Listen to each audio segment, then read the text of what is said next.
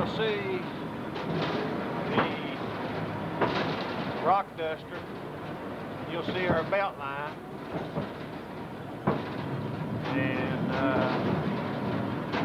you'll see a couple tires laying there. The reason those tires is there is for a braking system on the car spotter over here.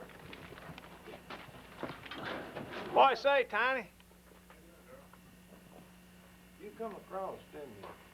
You cut out over here in 019 and then set the belt drive and come across here, didn't you? No, we come back, Dad, over from Shop Hollow back up that way and then cut over right here and put this loadout in 1984. And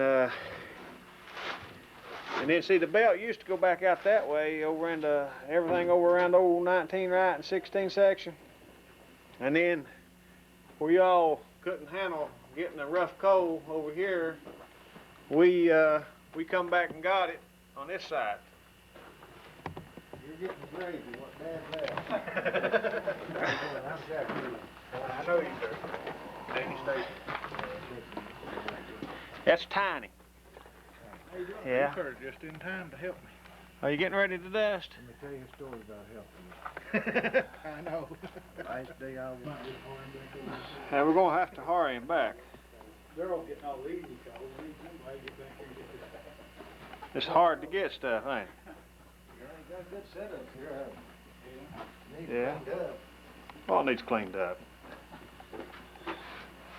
That's your Continental belt take-up. It's 42 inch. Yeah, you're right. It needs cleaned up. I want you to look here. That belt looks like it ran off last night.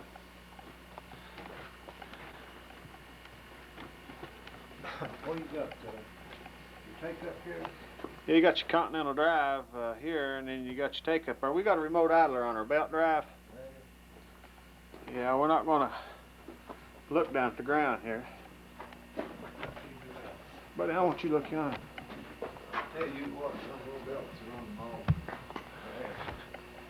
Yeah, I'll have to get them boys down here on this. Now, son, they got coal in them cars. Of course, this is the loadout here. Tipple where we load the cars. It's against the law to have them over there without a lid on them. No, them's empty, buddy. You don't have to worry about them anymore. A big change. That's the brakes there that holds the cars when they're loading them, keep them from running out.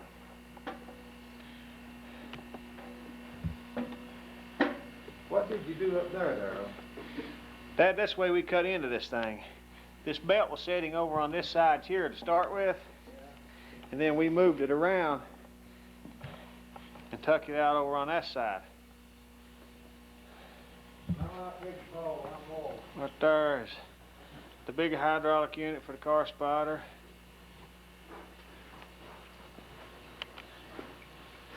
Paddles there automatically throws the tipple gate to load the cars. How long you work? When did you start? You was on what, 87? Yeah, I was. Did you start in 4 or did you start? I started in 7. It's a V wiper there that scrapes the coal down on the cars. Of course, there's the loads going out.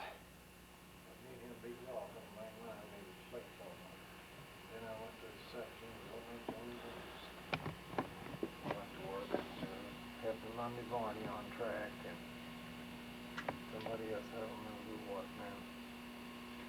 And then I stayed there a long time. I worked about 3 years.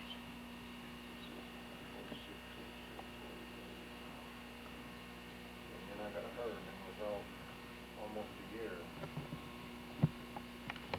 And then I come back and worked a while and see I come back in 7 and worked just a short period of time and they shut it down. Transferred me to number 6 and worked in number 7. And then I transferred to number 4. You got it going now. And I came to this mines and went to work, and then I got cut off, and I was off for about 18 or 19 months. and I made foreman papers while I was off from work, and I came back as a section foreman. And that's where I spent the next 27 years, as a foreman here. And over number 7, number 8, and number 4 mines. We shut number 7 and number 8 down, and we only left us with number 4 mine. Then in 1979, I got to where I couldn't do my job good, and I realized that, and I retired. And here, 12 and a half years later, I'm back here with my son, and I'm awful proud of it. He's windy. But I came over here in 1981 from A5 over on Blackberry, and I've been here since 1981 till 1992, and I guess we'll finish up this track haulage, the old part of the mine, on June the 10th, 1992. Now there's a lot of things that I recall happening in these mines that would take me a month to talk about. But right up through this area here, everybody won the job as a section foreman in this beautiful high coal here. Now if there was any way at all that they could get this coal, this is big money through this here area right here, I would say there's something like 500,000 tons that could be got, but it would cost a whole lot to get it, so they can't afford to pull these pillars backwards, because they just couldn't make it. They couldn't make no money, and they'll have to get somebody killed, and all the coal in this coal mine is not worth one man's life. Well, I guess we'll leave it at that, and I'll get out of here, and I'll never come back to the coal mines again. I have said that before, but here I am here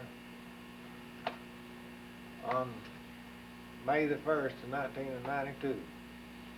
So I'll go on out and go back to Florida. Ford Motor Company got this from Pond Creek Coal Company. Ford sold it to the Turney Brothers. Turney Brothers sold it to Eastern Coal. And Eastern Coal sold it to Pittston. And what happened before Eastern got it was for my time. Not move the cars out of the way to get that man outside. And all I had to do was push him back, and the evidence of what happened was still there. And I took him outside. I took the man outside and sent him on off, and then I brought everybody in here. And I still left the motor jacked up just like it was. Oh, but I got the cars back, cut the cars to where I could get Mr. Richardson out of under. And it was a freak accident. Just like, I believe, most likely was like Ed Brunny. When I showed you down there where Ed Brunny got run over with the motor. I believe the same thing happened here, other than the car didn't jerk it back. I think that Charles Simpson was tail motor, and I think Mr. Richardson's motor pole come off, and he got up to put his pole on, and Charlie bumped it. And I think he hit it out in front of it, and he bumped it just hard enough to run it over top of him, not to go nowhere. It's the way it was written up, and that's the way I believe it happened. And that was the last man that's been killed here in this mines that I know of. I don't know how many have been injured. You don't even know how many's been killed, really. Well, all I know is from 1946, in all 3 mines I worked, all 4 mines I worked in. See, the first man that I worked with that got killed was Holman Hobart Fields. I had just been working 3 weeks in the coal mines, and I quit. but I was only quit 2 weeks and I went back. 'Cause it scared me. And then I guess Olive Radger was killed. Then there was a Smith boy from down at Dameron Town. Bumped coal like this out on him and killed him. Broke Trap Fowler's leg. No, not Trap Fowler. Broke Kirk Harlow. And they loaded something like 200 cars of coal from where that big bump had come and shot the coal out all over, and that was old 7.5 Main. And then old colored boy by the name of Doodad was braking over there, and he was riding the head end of the car, and it shoved him through a trapdoor and killed him. And then from there, I believe that was the last man until old man John Johnson, Eugene Johnson, an old boy, Sputnik we used to call him, the safety committee here for years. It was his father. And he raised his head up going under some steel headers at number 7 mine, and his head caught against the top of the motor in the steel rail. And he lost his life there. Then the next man that I remember was in number 8 mine, was Dennis Akers, a brother to the Aker boy that I showed you back down the main line a piece. A piece of slate fell and just kind of hit him in the back, a very small piece of slate, but it jerked his spinal cord in two. And he was leaning up against the cutting machine when that happened in number 8. I was the one that went there with the inspectors to inspect that, to what happened. And we never could determine, other than that is really what happened, that the slate fell and the edge come down, and when it hit him in the back, it pushed it down and jerked his spinal cord in two. And other than that, there wasn't a bruise on him. And I believe that he was the last man that lost his life here. I'm not sure. Mike Cleggan. Number 8. Yeah, little Mike Cleggan. Starting box blowed up on him on 32 section, up in 2 butts, wasn't it? 2 butts of number 8. And he tried to get out of the motor, and it was so low coal till it rolled him.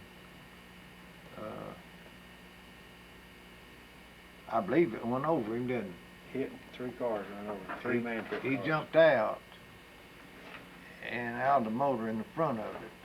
And it was such a low coal, I figure he fell. Because you could see where his shoulder had drugged the top of the rock dust off him. And where he dropped. I figured when his shoulder hit that top, that he just headed out in front of it to keep from being rolled back over top of the motor. That's what I believe happened. I got there, well, they got him outside before I didn't go in, because I just called and told them to bring him on out. Sterl Harris told me he was dead, and I got him outside. I can't remember if there's been anybody else or not. That was the last one beside John Richardson. Was that before John or after? That was before John. That was about 73 when Mike Cleggan got killed, and it was around 74 or 75 when John Richardson got killed, because I was section boss and I'm 14 section on 2nd shift up here, and he got killed that evening about 5 o'clock. Because we just got to the section, and they called out to the section and said, pull the man trip, the man had got killed. And they done had him out from under the motor, and he was outside by the time we walked back and got the man trip and come off the section. And John Richardson was the last one.